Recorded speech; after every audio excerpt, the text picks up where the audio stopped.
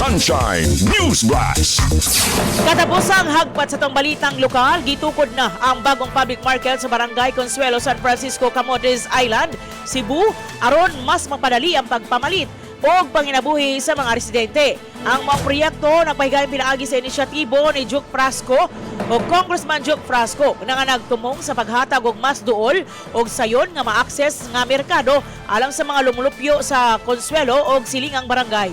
Sa miaging kahimtang, mokabat na sa 20 hangtod 30 minutos ang biyahe paingon sa karaang merkado sa lungsod.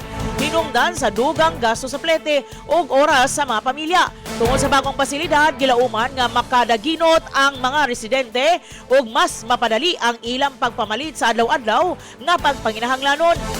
Dako usab kining tabang sa lokal nga ekonomiya, ilabi na sa mga mananagat nga makabaligya na sa ilang preskong isda dool sa pantalan.